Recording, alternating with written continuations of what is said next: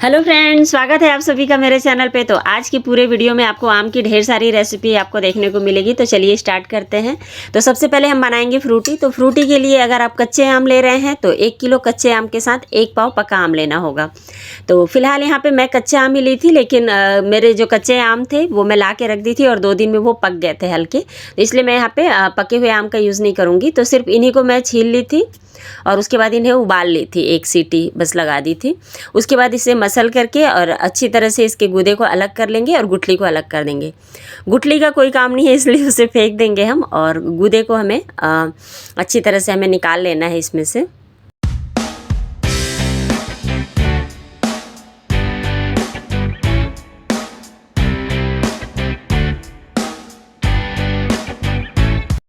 गुठलियाँ अच्छी तरह से जब हम हाथों से ही ना उबाल लेते हैं, जब आम को तो मसलते हैं तो गुठलियाँ निकल आती हैं।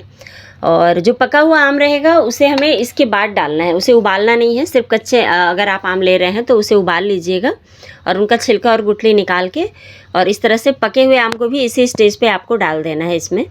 और यहाँ पे मैं पूरा आम डाल के ग्राइंडर में, और 1 किलो मेरा जो गूदा आम था तो उससे जितना भी गूदा निकला है, मतलब मैं 1 किलो का ही पोर्शन आपको बता रही हूँ। तो 1 किलो में मैं आधा किलो के लगभग शक्कर डाल दूँगी और इसे अच्छी तरह से ग्राइंडर में मैं पीस लूँगी, क्योंकि गूदे जो हाथ से है ना थोड़े बहुत क्रंच रहते हैं। अगर आपको पसंद है तो वैसे भी आप रख सकते हैं, और अगर नहीं पसंद है, बिल्कुल फ्रूटी और माजा वाला फ्लेवर लेना है, तो उसे आप इस तरह से पीस लीजिए।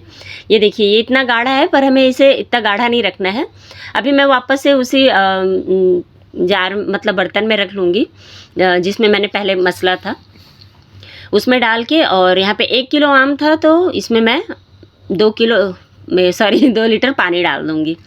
तो ये कुल मिला के 3 लीटर हो गया। 3 लीटर क्या, आधा किलो शक्कर भी डाला है, तो मतलब समझिए 3.5 लीटर बन गया है आपके जो माजा या स्लाइस जो भी आप बोलते हैं ना, तो बिल्कुल केमिकल फ्री आपका बन गया ये।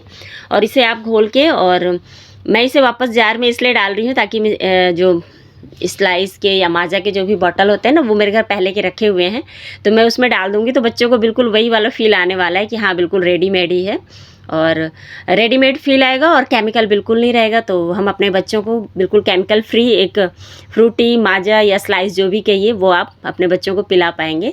तो बॉटल में रख के इसे हमें फ्रिज में रख देना है। तो फ्रिज में आराम से 2 से 3 महीने तक चलता है, वैसे इससे ज़्यादा बचता नहीं है।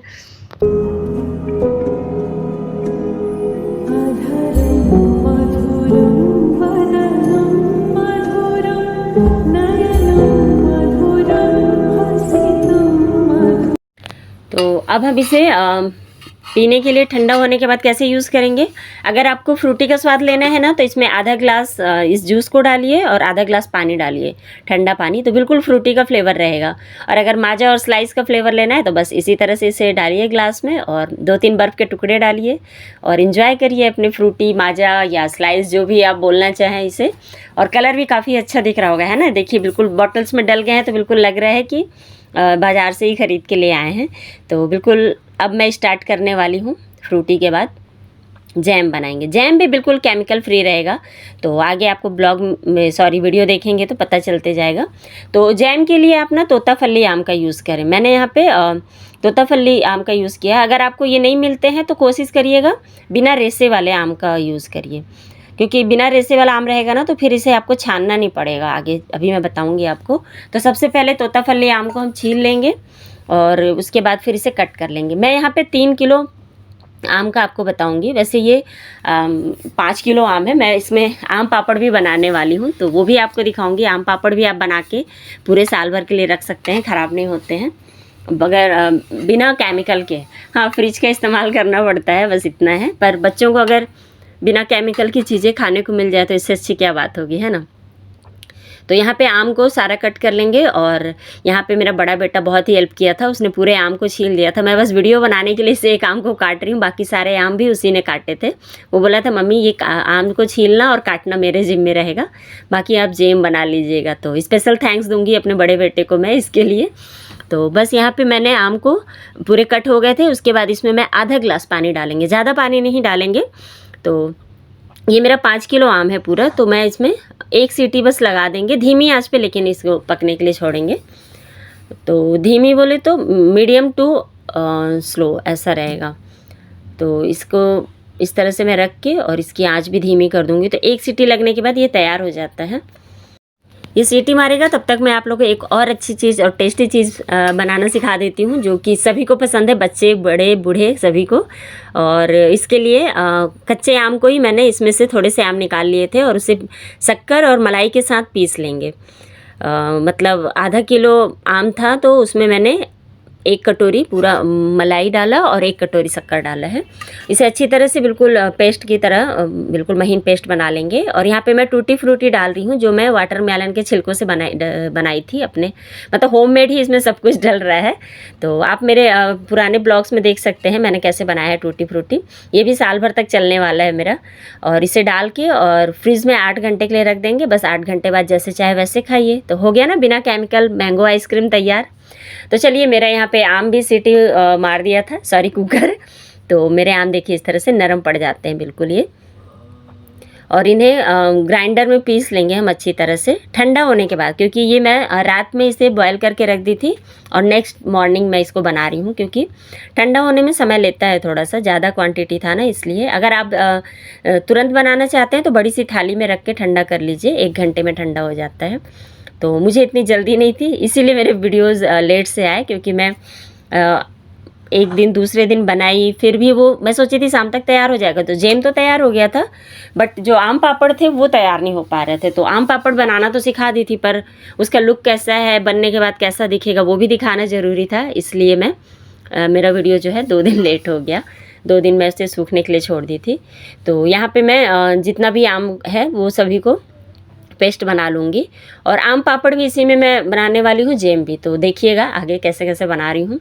तो सारा यहाँ पे पीसने के बाद मैं 2 भाग में 2 भाग तो नहीं बोलूँगी, 3 भाग बोलेंगे। 1 भाग इसमें डाली और 3 भाग उसमें डाली थी, यानी कि 1 किलो आम को मैंने आम पापड़ बनाने के लिए रख लिया। और कल मैंने आइसक्रीम भी बना लिया था। तो इस तरह से 3 किलो आम का मैं जैम बनाने वाली हूँ और 1 किलो आम का आम पापड़ बनाने वाली हूँ।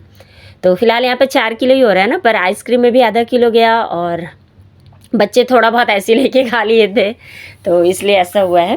तो 3 किलो आम का जैम बनाऊंगी और 1 किलो का आम पापड़। तो इन्हें पहले हमें अच्छी तरह से चलाना है, मतलब ये सबसे बड़ी सावधानी है। अगर आप आम पापड़ बना रहे हैं चाहे जैम बना रहे हैं, दोनों को ही कंटिन्यू आपको मतलब चलाते रहना है, वरना नीचे कढ़ाई में पकड़ने का डर रहता है। और सबसे बड़ी बात, स्टील की कढ़ाई अगर आपकी मोटे तले की है तो ही स्टील में बनाएं, नहीं तो इस तरह से एल्युमिनियम की कढ़ाई में मैं तो बना रही हूँ। अगर आपके पास नॉन स्टिक कढ़ाई अगर है तो आप उसमें भी बना सकते हैं।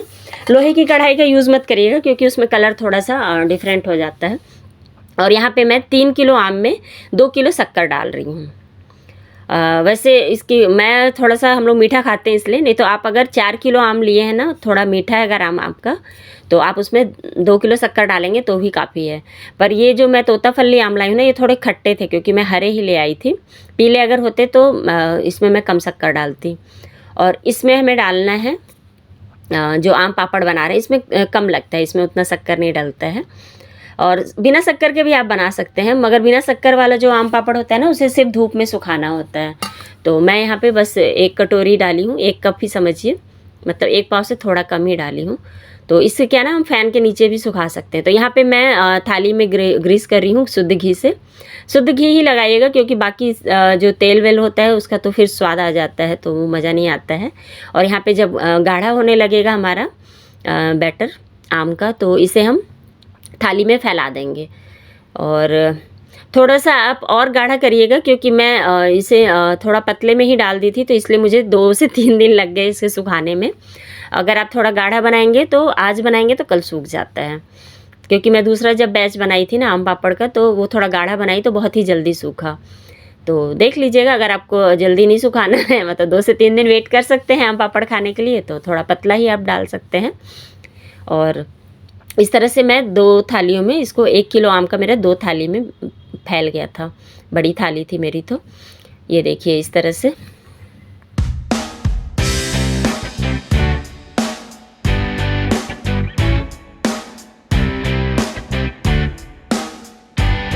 तो आम पापड़ मेरे फ़ैन में सूखते रहेंगे 2 दिन तक, तब तक मैं यहाँ पे जैम की तैयारी भी कर लेती हूँ। तो जैम मैं 2 कढ़ाई में डाल रही हूँ, क्योंकि मुझे 2 कलर का बनाना है, क्योंकि बच्चों को मैंगो कलर जो होता है ना, ऑरेंज कलर, उससे ज़्यादा रेड कलर का पसंद आता है जैम, तो मैं इसलिए इसे 2 भाग में डाल दूँगी।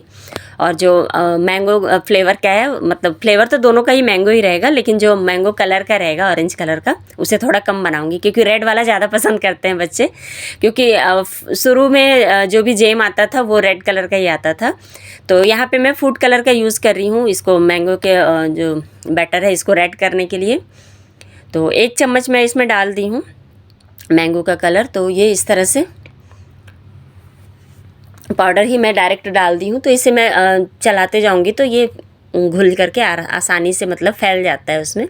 ये देखिए बिल्कुल अभी कुछ देर के बाद ना थोड़ा और गाढ़ा होगा तो इसका कलर बिल्कुल रेडीमेड जैम जो शुरू में आया करते थे रेड कलर के, मरून रेड कहना चाहिए, तो बस वही वाले जैम बन जाते हैं। तो बच्चों को शुरू से वही वाले ही जैम पसंद आते हैं और मुझे भी।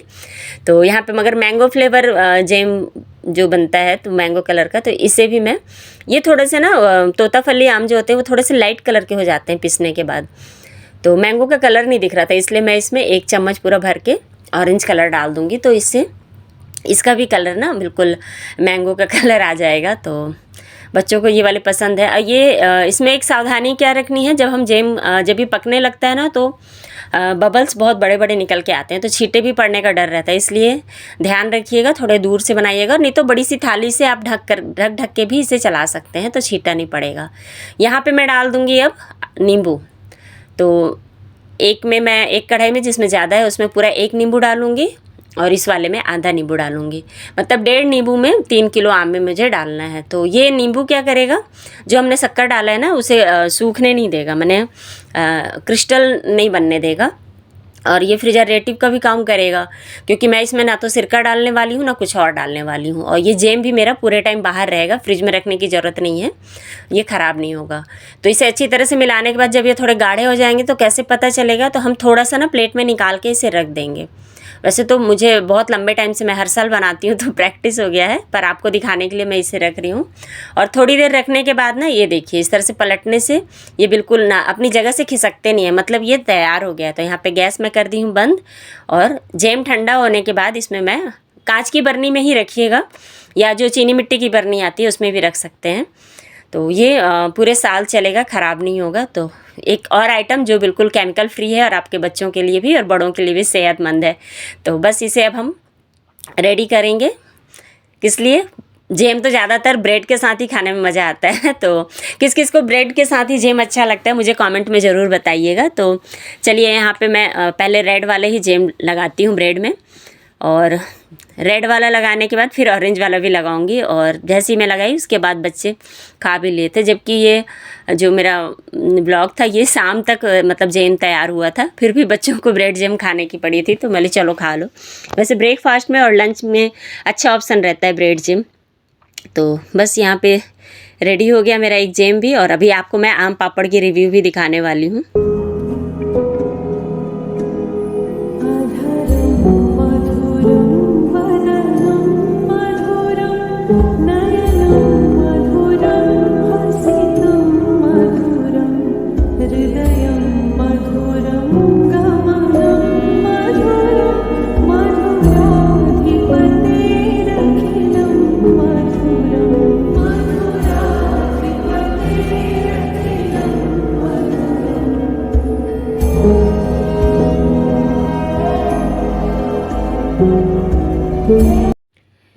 तो ये 2 दिन हो गए थे और आम पापड़ भी पंखे के ही नीचे मैंने पूरे टाइम सुखाया है इसको। तो ये रेडीमेड वाले जो आम पापड़ होते हैं ना वैसे ही दिखता भी है और खाने में भी लगता है। अगर आप धूप में सुखा रहे हैं तो ये थोड़े से ज़्यादा ही सूख जाते हैं। तो जो गाँव में बनते हैं ना आम पापड़, अमावट जिसको हम बोलते हैं, वैसे बनेंगे। काफ़ी ईज़िली ये वाले निकल आते हैं, जो शक्कर डाले रहता है ना उसकी वजह से, और थाली में बिल्कुल भी नहीं लगता है, क्योंकि मैं घी डाल के इसको बनाई थी। और जो गाँव में बनता है ना उसे निकालने में हालत बैंड हो जाती है, क्योंकि वो बिल्कुल चिपक जाते हैं, कपड़े के ऊपर बनाए जाते हैं ना परत बाई परत। तो ये देखिए बिल्कुल इतना ग्लॉसी भी दिख रहा है ना बिल्कुल। तो बच्चों को तो था कि अभी दे दो मम्मी, खा लेते हैं, भले थोड़ा सा चख लो, बस ख़त्म नहीं करना है, जब आम का सीज़न ख़त्म होगा फिर खाएंगे आम पापड़। और उसके बाद फिर मैंने और 2-3 किलो बना दिए, क्योंकि फिर इसे मैं पतले पतले कट कर रही हूँ, तो इससे ना बिल्कुल वो रेडीमेड वाला फील आने वाला है बच्चों को। और तो बस यहाँ पे आम पापड़ भी रेडी हो गया है, ये भी बिल्कुल केमिकल फ्री है। मगर हाँ, इस आम पापड़ को फ्रिज में रखना होता है। जब धूप में आप सुखा के रखेंगे ना, तो उसे आपको धूप में नहीं फ्रिज में नहीं रखना पड़ता है, पर इस वाले को फ्रिज में रखना होता है। तो मैं इस तरह से रोल कर करके और डब्बों में भर के रख देने वाली हूँ।